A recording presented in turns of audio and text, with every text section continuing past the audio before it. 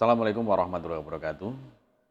Apa kabar kawan-kawan semua siswa semuanya? Ketemu lagi dengan saya Didi Rianto. Pada kesempatan kali ini kita akan membahas tentang dasar-dasar video. Yang pertama, kita akan membahas tentang apa itu video. Yaitu dasarnya dimulai dari elemen gambar. Ya. Sebuah gambar pada dasarnya tersusun dari sekumpulan titik-titik warna. Seperti ini, dari titik-titik warna. Kita ngomong ini adalah tentang video pada teknik digital ya. Nah, untuk mengetahuinya, prinsip pertama adalah dengan membagi suatu gambar menjadi titik-titik warna atau color dot ya. Caranya dengan memperbesar gambar menjadi beberapa kali lipat sehingga tampak kotak-kotak seperti ini. Nah, pada televisi atau komputer, titik ini disebut dengan pixel atau picture element ya, dengan ukuran jumlah titik horizontal X juga jumlah titik vertikal. Nah, misal layar dengan resolusi 1024 kali 768 pixel, artinya ada 1024 titik horizontal untuk tiap satu titik vertikal. Nah, jadi totalnya adalah 786,432 titik pembentuk gambar ya. Maka gambar terlihat lebih halus. Kemudian selanjutnya adalah bagaimana mendeskripsikan ukuran dari sebuah gambar tersebut. Secara turun-temurun, display komputer seperti TV pada umumnya mempunyai sebuah aspek rasio 4:3. Ya, artinya berbanding dari lebar dan tinggi layar adalah 4:3 untuk layar besar atau widescreen, layar lebar atau widescreen, yang memiliki aspek rasio 16:9. Ada beberapa yang perbandingannya adalah 16:10 ataupun 15:9. Nah, layar ini biasanya digunakan untuk menampilkan film DVD yang memiliki format widescreen. Nah, sistem HDTV juga menggunakan aspek rasio 16:9. Nah, semua tipe dari display termasuk permukaan proyeksi ya, biasanya dikenal sebagai layar. Kemudian atau screen. Nah, ukuran layar secara normal diukur dengan satuan inci. Dimulai dari satu sudut sampai sudut seberang. Ya, lain secara diagonal seperti ini. Ya, bukan yang dimaksud dengan berapa ini itu adalah panjangnya ini enggak, tapi ini. Ya, dari sudut satu ke sudut lainnya secara diagonal ya. Artinya dari sudut sini sampai sudut sini ini dikatakan adalah misalnya adalah ini 19 in ya. Nah, kemudian pengukuran layar pada LCD ataupun CRT dan CRT, cara yang digunakan untuk mengukur layar screen ataupun monitor LCD ataupun CRT ternyata berbeda.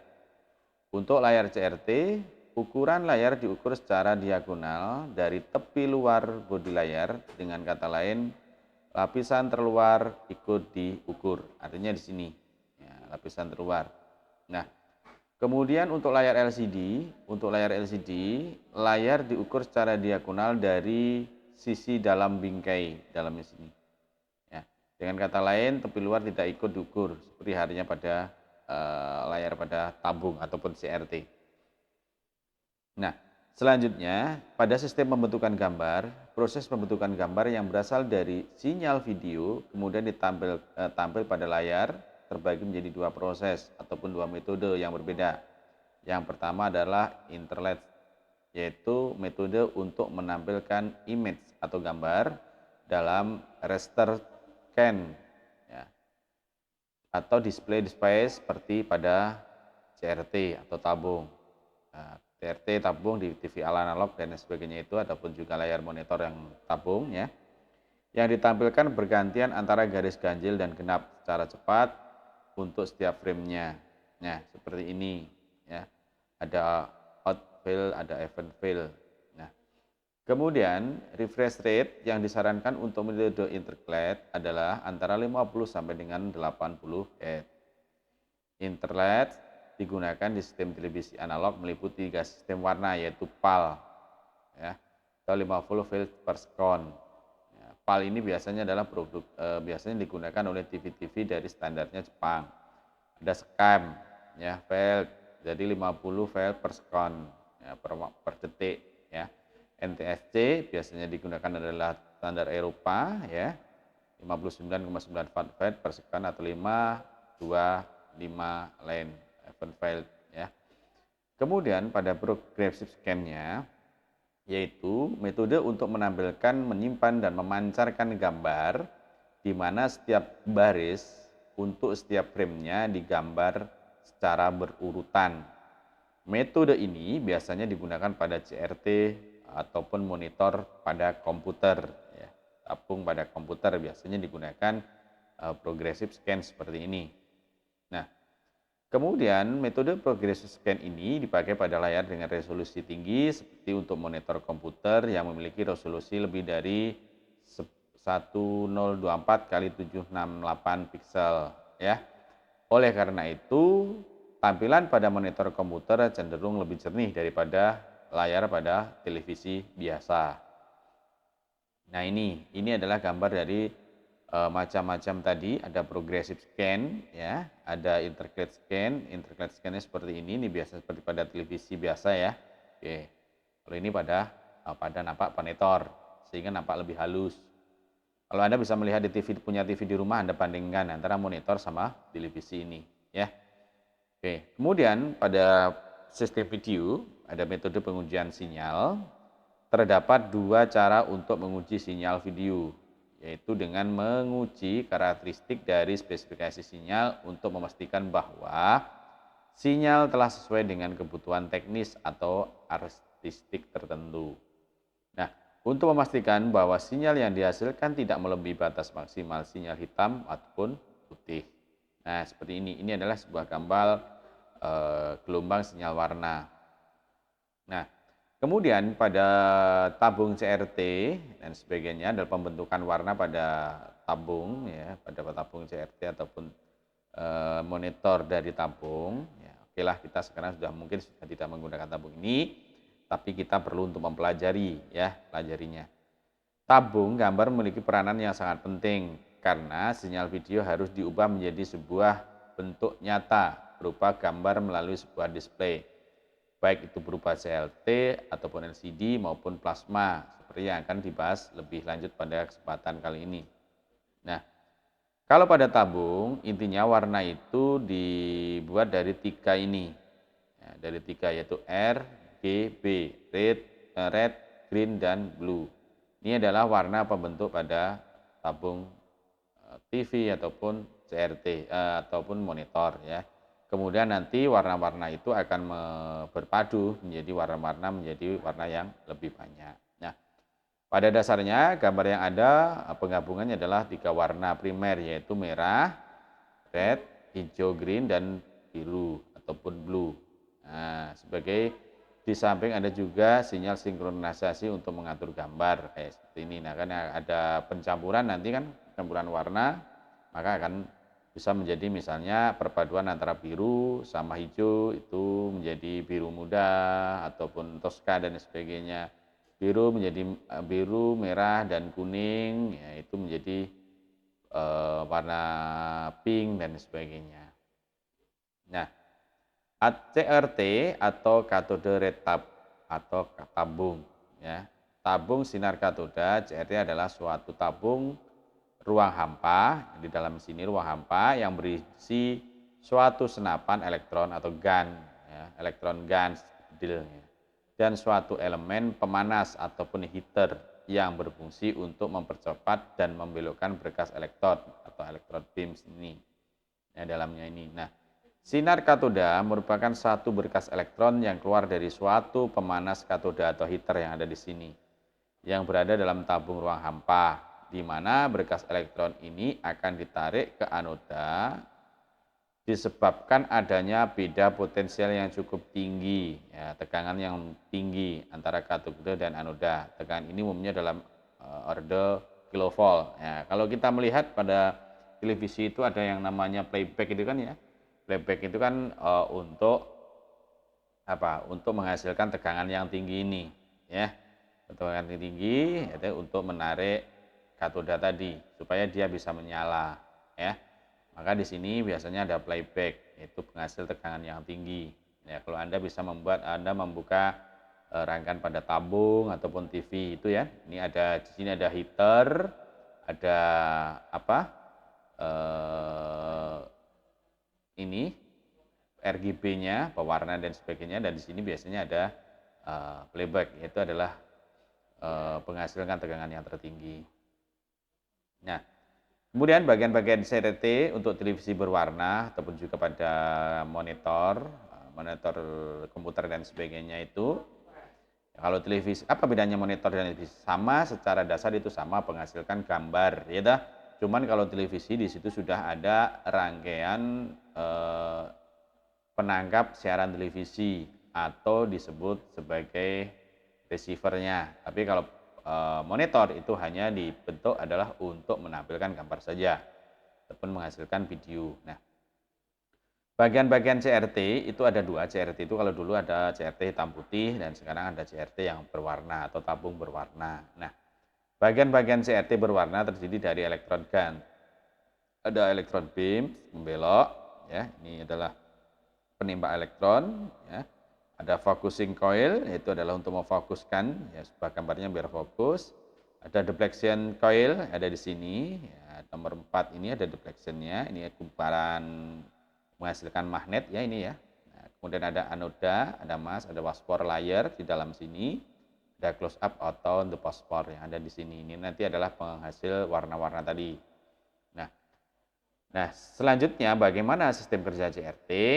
Nah, layar mempunyai sejumlah fosfor yang akan berpendar ketika terkena tembakan elektron yang dihasilkan oleh senapan elektron. Nah, berkas elektron ini akan dibelokkan oleh medan magnet yang dikendalikan oleh kumparan vertikal dan horizontal atau disebut dengan kumparan Zook tadi, ya dah. Kumparan Zook tadi yang menghasilkan cahaya yang terang yang dapat terlihat pada layar. Nah, selain itu, tabung juga memiliki mask color atau semacam masker untuk menempatkan titik-titik fosfor sehingga berkas elektron tepat mengenai fosfor tersebut.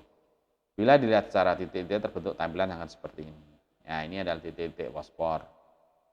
Nah, kemudian sumber berkas elektron adalah senapan elektron yang menghasilkan suatu arus elektron melalui emisi termion dan memusat menjadi sebuah titik kecil atau senapan titik kecil. Nah, senapan ditempatkan pada leher CRT ada di sini, ya, leher tabung namanya ya ngarani ya, atau bagian belakang CRT ini yang panjang nih ya. Nah, senapan elektron mempercepat tidak hanya elektron tetapi juga ion hadir di ruang hampa yang tidak sempurna. Nah, ion lebih berat dibanding elektron. Nah, sulit untuk dibelokkan oleh medan magnet. Untuk mencegah senapan elektron ini dapat diposisikan pada proses tabung sedemikian sehingga ion akan membentuk sisi CRT ataupun magnet tetap atau perangkat ion yang membelokkan elektron sehingga elektron membentuk layar ataupun fosfor. Nah, ini adalah gambar dari senapan elektron kan tadi yang ada di dalam sini ya. Kalau ini adalah kaki-kakinya tersebut ada heater, ada RGB dan lain sebagainya. Nah, itu tentang bagaimana mekanisme kerja dan cara kerja dan tentang tabung ya. Penghasil gambar, penghasil video ya. Jadi pengubah dari listrik menjadi analog. Analognya adalah apa? Berupa tampilan video ya. Prinsipnya itu tadi tetapi menggunakan prinsip tabung. Nah, selanjutnya selain itu teknologi kemudian terus meningkat. Nah, maka muncul adalah namanya plasma. Plasma adalah salah satu alternatif teknologi untuk menampilkan gambar warna. Nah, teknologi plasma menggunakan kombinasi fosfor merah, hijau, dan biru. Namun berbeda dengan teknologi CRT, plasma memberikan muatan kepada kantung-kantung yang berisi gas neon dan xenon yang berada di antara dua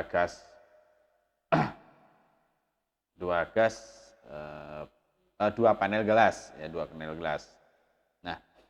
Nah, ini susunan plasma ya, susunan plasma. Jadi teknologi setelah CRT itu. Nah, analogi mudahnya adalah jika CRT hanya berisi sebuah tabung sinar katoda atau cathode ray tube ya. maka plasma terdiri dari 1 juta tabung. Nah, tabung Flores yang berukuran sangat kecil. Ketika tabung Flores tersebut diberi muatan ataupun gas neon dan xenon akan mengeluarkan foton ultraviolet yang kemudian foton menumbuk fosfor yang akan memandarkan cahaya warna. Nah, ini gambarnya adalah ini macam-macamnya plasma nih, pembedaannya dari tabung tadi. Nah, masalah yang muncul di layar plasma berkisar pada kinerja fosfor yang mengeluarkan cahaya. Nah, ini seperti Nah, kinerja fosfor akan menurun seiring berjalan waktu. Jika kinerja fosfor sudah menurun, maka cahaya yang dikeluarkan saat fosfor ditumbuk foton akan semakin kurang dan redup. Nah, sehingga rasio kontras akan mengalami penurunan sebesar 50% dalam waktu penggunaan 4 sampai dengan 5 tahun. Tetapi kalau CRT masih bertahan lama. Nah, itu teknologi setelah CRT. Nah, teknologi penghasil video berikutnya adalah ada LCD. Nah, sekarang bawah juga ada LED juga. Tapi cuman prinsipnya LCD sama LED yang berbeda adalah apa? Pencahayaan saja.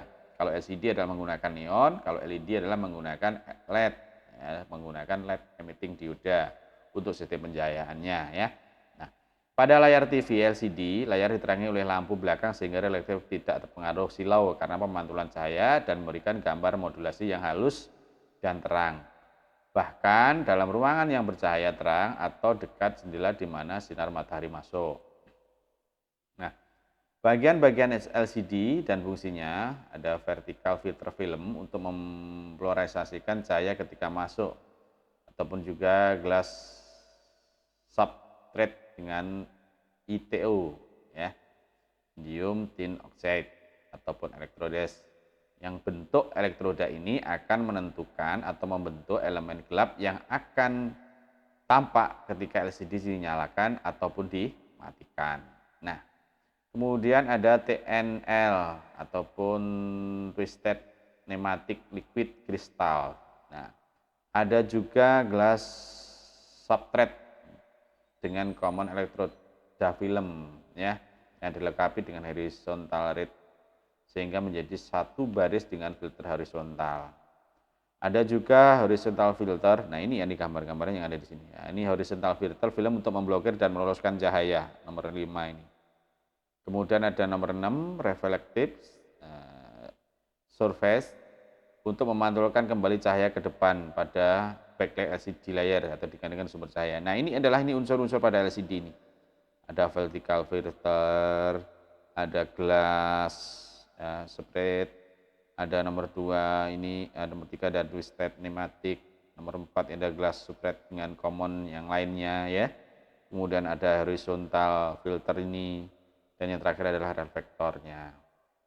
Nah, rata-rata TV LCD memiliki rasio kontras antara 400:1 hingga 800:1.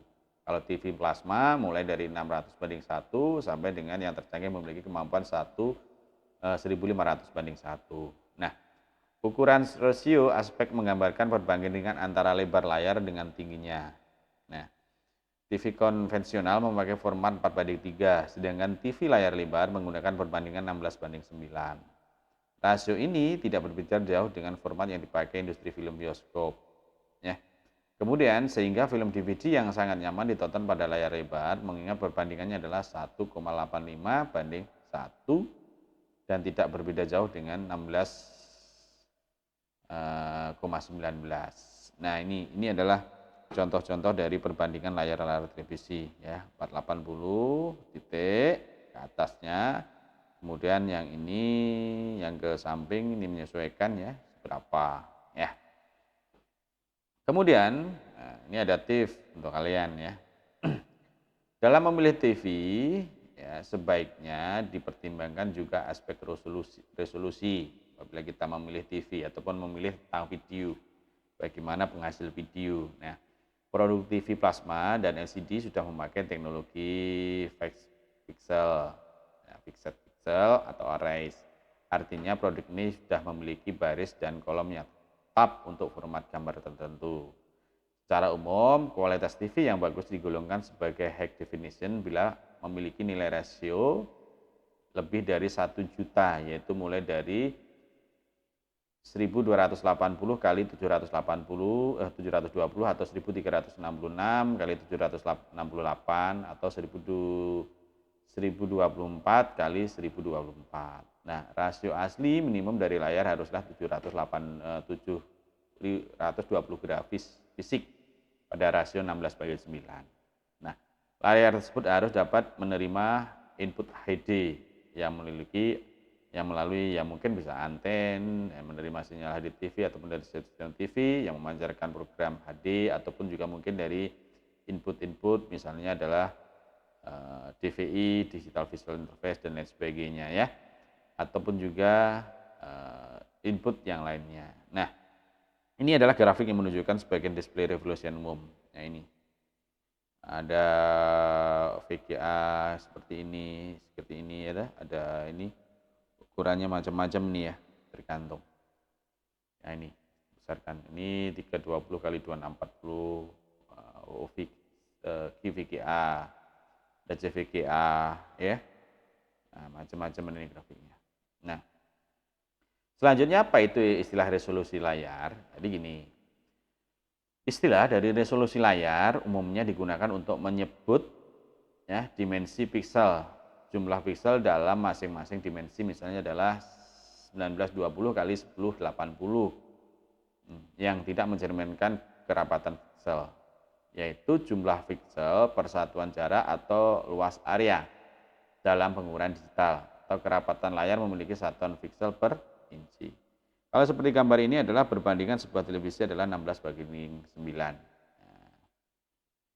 Oke, itulah sekilas tentang bagaimana kita memahami tentang dasar video. Ya, video ini yang ini adalah sebagai pengantar saja, untuk kelanjutan berikutnya adalah pada pertemuan yang akan datang. Oke, jangan lupa untuk sementara kalian kita beri tugas adalah tentang artikel yang membahas tentang LCD, artikel minimal dari jurnal ilmiah, kemudian dipelajari, boleh dipresentasikan. Oke, itu aja pertemuan kali ini, mudah-mudahan bermanfaat, ya tetap semangat, tetap belajar, dan materi bisa dilihat pada bebas umum. Sekian dari saya, untuk sesi tanya jawab nanti bisa di forum diskusi. Akhiri, assalamualaikum warahmatullahi wabarakatuh.